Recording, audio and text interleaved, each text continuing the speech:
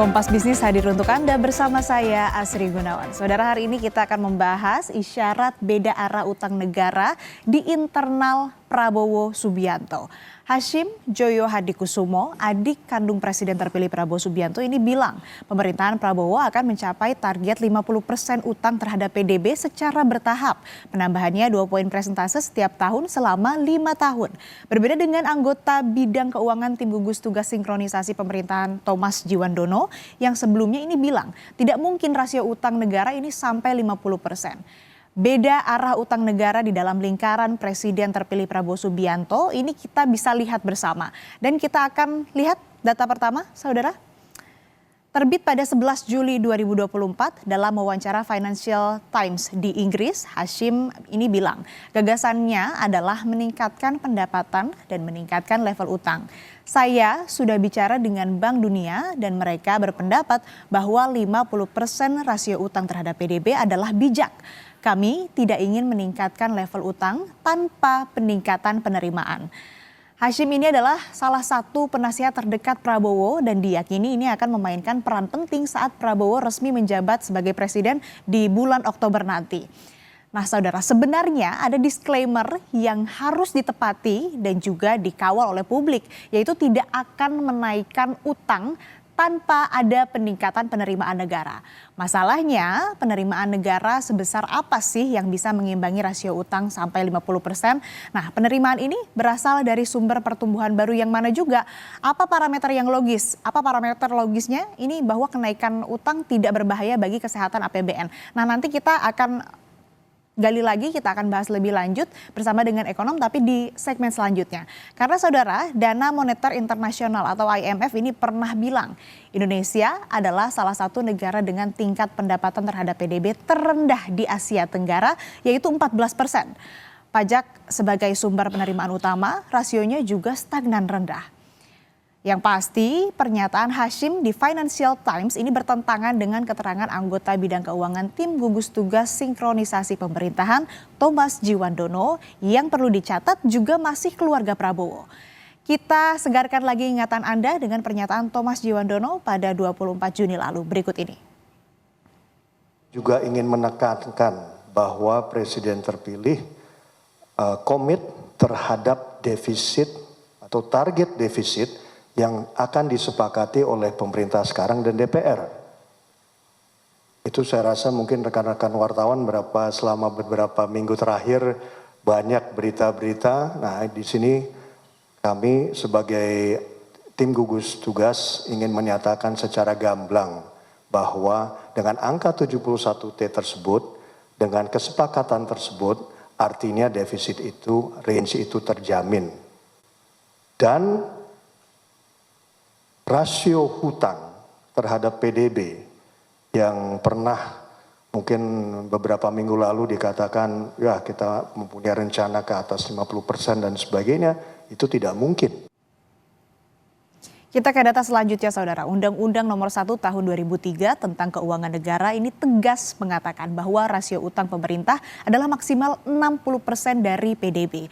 Dan berikut adalah grafik perjalanan rasio utang Indonesia terhadap PDB dari tahun ke tahun. Kita bisa lihat ada lonjakan di tahun 2020 dan juga di tahun 2021. Saat itu Indonesia dihadapkan pada pandemi COVID-19. Utang negara naik dalam misi penyelamatan manusianya. Defisit APBN saat itu juga melonjak sampai 6%. Tetapi secara gradual atau secara bertahap, Kementerian Keuangan ini berupaya menurunkan rasio utang dan defisit. Bagaimana dengan 2024 dan 2025? 2 tahun ini krusial bagi Indonesia. Utang ini akan dibawa kemana? Kalau mengambil pernyataan Kemenkyu dan Badan Perencanaan Pembangunan Nasional, tahun ini rasio utang terhadap negara ditargetkan 38,2%. Sedangkan tahun depan ini akan naik menjadi 39,7% sampai 40%. Apakah pernyataan Hashim berkaitan dengan janji kampanye? Program Prabowo Gibran yaitu makan siang bergizi gratis juga sebenarnya sudah dijamin dapat pendanaan sebesar 71 triliun rupiah. Hanya saja memang sumbernya nih yang belum dipaparkan secara jelas akan berasal dari mana. Dalam konteks utang, apa yang diwariskan Jokowi untuk Prabowo? Kita lihat data berikutnya. Nah, ini adalah profil utang jatuh tempo di tahun 2024 dan tahun 2025. Tahun ini Indonesia punya utang jatuh tempo sebesar 434,29 triliun. Tahun depan, pemerintahan Prabowo Gibran ini akan menanggung kenaikan utang hampir 100%, yaitu menjadi 800,33 triliun rupiah.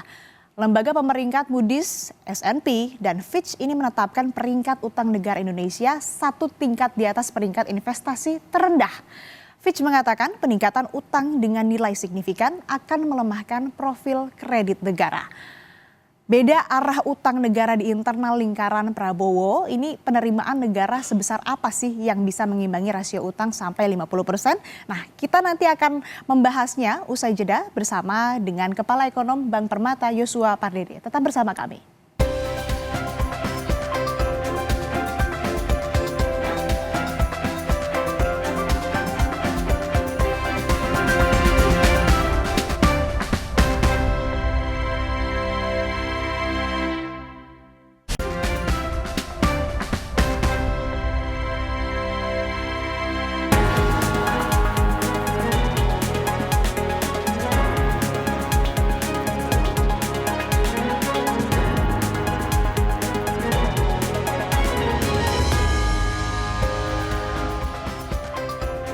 Kompas Bisnis masih kembali untuk Anda bersama saya Asri Gunawan dan kita masih akan melanjutkan ulasan tentang perbedaan arah utang negara di dalam lingkaran Presiden terpilih Prabowo Subianto. Dan saat ini Kompas Bisnis sudah bersama dengan Kepala Ekonom Bank Permata Yosua Pardede. Mas Yosua, selamat pagi. Selamat pagi Asri. Mas, ini kan build confidence investor yang seharusnya dilakukan oleh pemerintahan yang baru. Tapi masalahnya adik Prabowo, Hashim ini menegaskan akan ada kenaikan 2 poin persentase setiap tahun sampai rasio utang menyentuh 50% terhadap PDB. Sedangkan di tim transisi yaitu Thomas Jiwandono ini bilang tidak mungkin utang sampai 50% PDB. Lalu bagaimana market atau investor memaknai perbedaan di internal Prabowo Gibran ini? Ya, saya pikir memang sejak kalau kita lihat mendengar dari bulan Juni lalu ya, berita ini sudah mulai dikonfirmasi oleh tim ekonomi dari Prabowo Gibran sendiri dan sebenarnya ini berita ini muncul lagi ya dari komentar dari Pak Hashim ya. Dan menurut saya sebenarnya market juga cenderung agak menjadi bingung ya dengan adanya dua pernyataan yang berbeda dari pihak yang sama gitu ya, sehingga tentunya yang perlu harus diklarifikasi adalah ke depannya bahwa komunikasi dari pemerintahan berikutnya ini harus satu arah ataupun satu suara ya, agar tidak memberikan ketidakpastian kepada investor, khususnya investor asing. Karena pada akhirnya pada saat tidak ada konfirmasi ataupun konfirmasi yang formal ataupun yang jelas dari pemerintah, tentunya ini akan memberikan akan bisa menurunkan persepsi dari sisi investor asing sendiri. Dan ini sudah kita lihat sendiri bahwa di bulan Juni lalu terlihat jelas ya bahwa investor asing keluar dari pasar obligasi, sehingga tentunya diharapkan bahwa kedepannya kejelasan terkait dengan arah fiskal pemerintah kedepannya harus benar-benar diklarifikasi dan juga dikonfirmasi dan juga dikomunikasikan dengan baik oleh pemerintah berikutnya kepada semua kalangan, baik kepada media dan juga kepada investor, sehingga harapannya ini tidak memberikan kesimpang siuran ya khususnya terhadap isu fiskal ini. Ya, memang kan dari awal tahun juga rupiah ini sudah terdepresiasi ya, bahkan sampai 5% begitu. Lalu apakah rasio utang sampai 50% PDB ini masih prudent? Gini Mas Joso, bukankah debt monetization hanya dilakukan pada kondisi yang mendesak seperti COVID kemarin? Kalaupun ini dilakukan, bukankah mengacaukan target inflasi Bank Indonesia juga? Ya, sekalipun memang Undang-Undang Keuangan Negara menyebutkan bahwa maksimum ya ambang batas dari rasio utang itu adalah 60% terhadap PDB. Namun demikian tentunya di sisi yang lain undang-undang tersebut pun juga memagari dengan batas defisit fiskalnya adalah 3% terhadap PDB. Artinya pada saat untuk mencapai kalau sekiranya defisit fiskalnya tetap dijaga di bawah 3%, mestinya ambang 60% itu pun juga tidak akan terlewati ya. Dan yang terlebih terpenting lagi adalah menurut pandangan kami adalah bagaimana produktivitas dari utang itu sendiri ya pada saat pemerintah memutuskan untuk melebarkan defisit fiskalnya, defisit APBN-nya. dasarnya apa ya? Apakah memang belanjanya ini diperuntukkan untuk hal-hal yang produktif yang bisa menggerakkan ekonomi kerakyatan, yang bisa menciptakan lapangan pekerjaan, ya, bisa menumbuhkan UMKM, tentunya itu akan bisa berdampak positif pada pertumbuhan ekonomi. Karena pada akhirnya investor pun juga akan mempertimbangkan bagaimana arah apa namanya fiskal dari pemerintah suatu negara, ya tentunya dengan produktivitasnya, ya kalau utang itu meningkat tapi pertumbuhan ekonominya segitu-segitu aja, saya pikir tentunya ini akan dipertanyakan oleh investor, ya jadi pada akhirnya tentunya kita akan melihat bahwa kalau menurut hemat kami sebenarnya 3% itu tetap akan, menurut kami mestinya tetap akan dipertahankan karena itu mencerminkan fiskal yang prudent.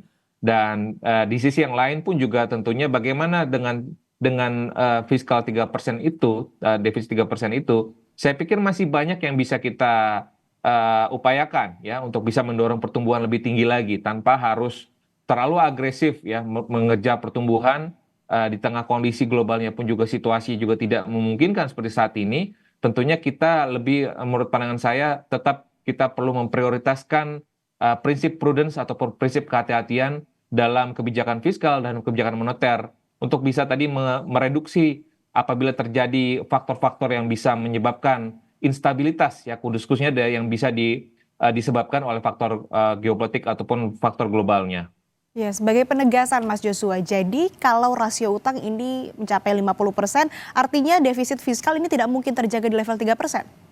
Saya pikir memang seperti itu ya. Artinya kalau 50% rasio utang tersebut itu tercapai, artinya kemungkinan besar defisit fiskalnya pun juga harus akan melewati 3%. Dan oleh sebab itu perlu ada revisi Undang-Undang Keuangan Negara. Dan oleh sebab itu pun juga lebih lanjut lagi, hal ini pun juga ada apa namanya, ada kebijakan politiknya ya. Artinya dalam hal ini tentunya akan didiskusikan lagi nanti kepada DPR. Dan saya pikir sejauh ini kita telah melihat ya bahwa selama 10 tahun terakhir ini ya defisit fiskal kita kecuali pada saat pandemi ini tetap dijaga 3% dan bahkan pada saat pandemi sekalipun ya pemerintah saat ini bisa menunjukkan bahwa defisit sudah kembali di bawah 3% bahkan sebelum waktu ataupun batas maksimumnya. Jadi artinya ini menunjukkan, mengonfirmasi lagi bahwa dan ini diapresiasi oleh investor asing. Jadi oleh sebab itu untuk mempertahankan kepercayaan investor, khususnya investor asing, pemerintah berikutnya pun juga harus lebih berhati-hati dalam artian menetapkan arah fiskal dan juga memberikan komunikasi yang jelas ya terkait dengan kebijakan ke depannya. Ya oke, jadi kepercayaan investor asing ini menjadi kunci. Tapi Mas Joshua, masalahnya lagi, jika pun rasio utang naik, penerimaan negara sebesar apa sih yang bisa mengimbangi rasio utang sampai 50%? Sumber baru penerimaan ini dari mana? Ya, kalau kita melihat saat ini untuk rasio perpajakan kita kurang lebih sekitar 10%.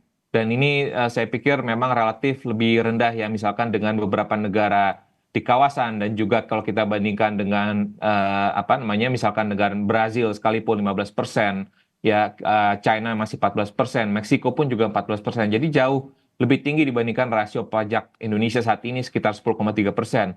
Oleh sebab itu menurut hemat kami tingkat rasio saya pikir perlu ditingkatkan lebih dari 15% ya, untuk 15 sampai dengan 20% baru kita mulai mempertimbangkan untuk bisa meningkatkan belanja ataupun meningkatkan defisit ya, agar tadi supaya tetap bahwa apa namanya fiscal rule ini ataupun batas fiskal ini, defisit fiskal ini tetap terjaga di bawah 3% ya. Jadi artinya dalam artian bahwa kalau rasio perpajakan kita meningkat, tentunya diharapkan akan bisa untuk belanjanya pun juga akan ada ruang untuk peningkatan, tapi tetap dijaga di bawah 3%.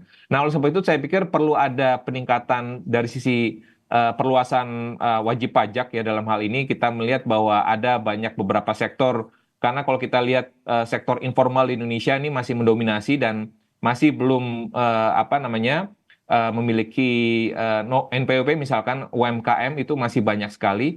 Dan di samping itu pun juga saya melihat bahwa ada potensi penerimaan perpajakan khususnya dari ekonomi baru ya, misalkan dari sisi carbon tax ya, pajak karbon.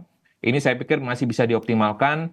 Dan di samping itu juga selain tingkat kepatuhan dan juga ekstensifikasi perpajakan, yang lebih penting lagi adalah percepatan dari sisi peningkatan administrasi perpajakan ya. Karena kalau kita lihat core tax system saat ini akan sebentar lagi akan diimplementasikan. Diharapkan dengan semuanya itu artinya bahwa ada upaya untuk meningkatkan penerimaan perpajakan, diharapkan tadi rasio juga meningkat. Pada akhirnya pun juga ada ruang untuk adanya peningkatan belanja. Jadi saya pikir perlu ada kebijakan yang strategis lagi dari pemerintah agar untuk mencapai pertumbuhan tinggi itu saya pikir tidak melulu harus terburu-buru menaikkan defisitnya dan menaikkan juga tingkat rasio utangnya ya seperti itu.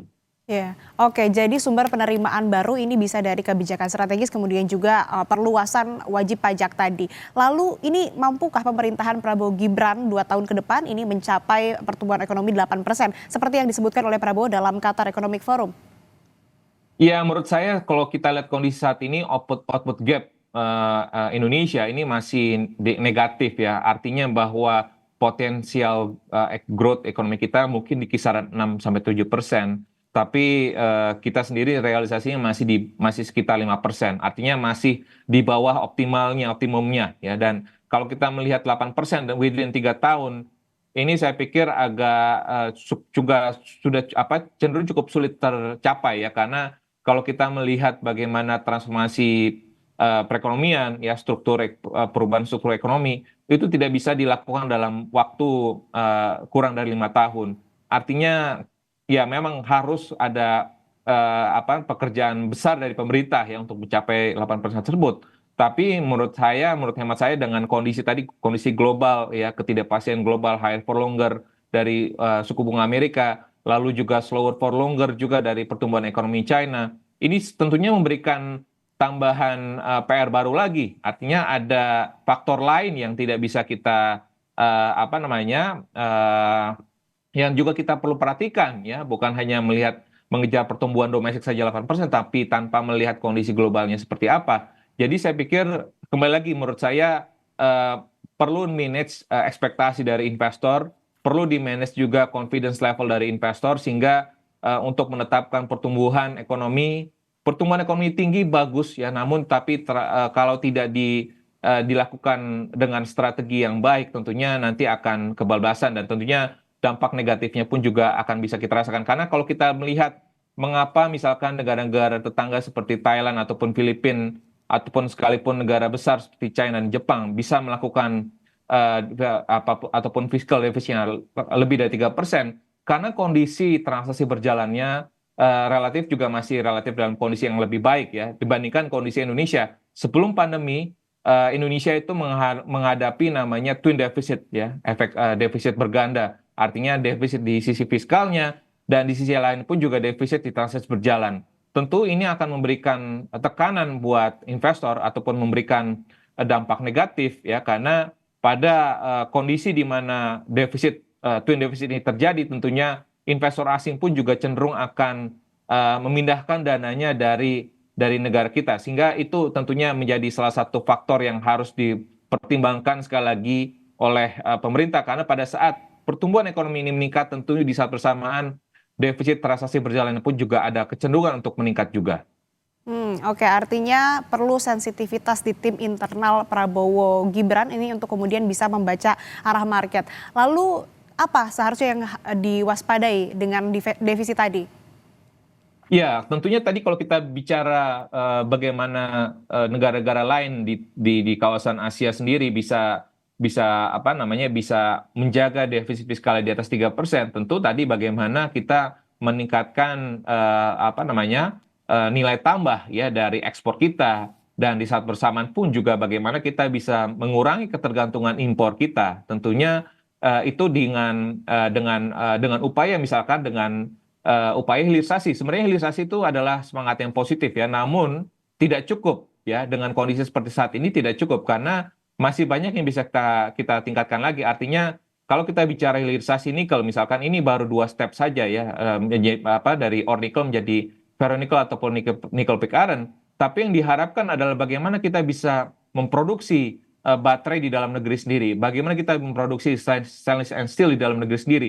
Jadi proses end to end dari ore nikel sampai dengan end produknya itu bisa terjadi di dalam negeri sendiri. Itu saya pikir yang akan bisa meningkatkan nilai tambah dari ekspor, dan di saat bersamaan pun juga jadinya kita akan bisa mengurangi ketergantungan impor ya, yang sekali lagi kita masih mengimpor bahan baku ataupun material itu dari luar negeri, sehingga itulah yang harus kita benahi terlebih dahulu.